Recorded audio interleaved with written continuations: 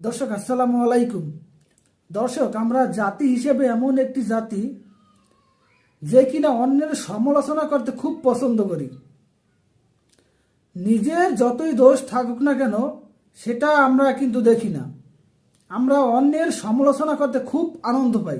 আজকে আমাদের মাননীয় আইন উপদেষ্টা মহোদয় আসিফ নজরুল সাহেব, তিনি আজকে অকপটে স্বীকার করেছেন যে তিনি কোনো এক সময় বাংলাদেশের যিনি প্রধানমন্ত্রী ছিল তার সমালোচনা করে ব্যাপক খ্যাতি অর্জন করেছিল, অনেক জনপ্রিয় ছিল। তখন শুধু তার কাজই ছিল সরকারের সমালোচনা করা। কিন্তু যখন আজকে তিনি সরকারের দায়িত্ব পেয়েছেন তখন তিনি আজকে স্বীকার করলেন যে সারাদিন কাজ করে, রাত্র কাজ করতে করতে তিনি তো কাজ করেন যে ঘুমানোর টাইম পান না, তার চোখ ফুলে উঠেছে।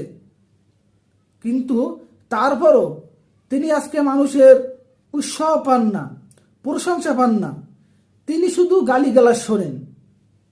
আজকে আসিফ নজরুল সাহেব তিনি নিজ মুখে স্বীকার করেছেন যে এত কাজ করার পরও তিনি শুধু গালি শোনেন। আসলে এটাই তো হওয়ার কথা।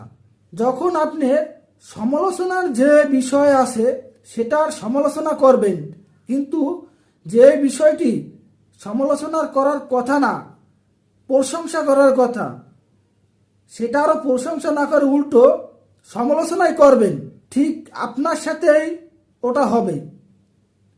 আজকে আপনি সেই সমালোচনার শিকার।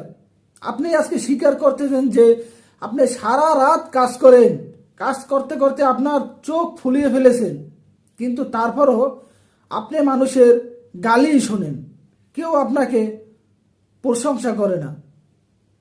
আসলে এটা বুঝতে হবে যে আমাদের যে জাতিগত সমস্যাটা, আমরা মানুষের সমালোচনা করতে পছন্দ করি। যখন আমরা ক্ষমতার বাইরে থাকি তখন আমরা শুধু সমালোচনা করি এবং মানুষের ক্রেডিট নেই। আজকে যখন আপনি ক্ষমতায় বসছেন তখন বোঝেন যে আসলে কারণে অকারণে মানুষের সমালোচনা করা উচিত না।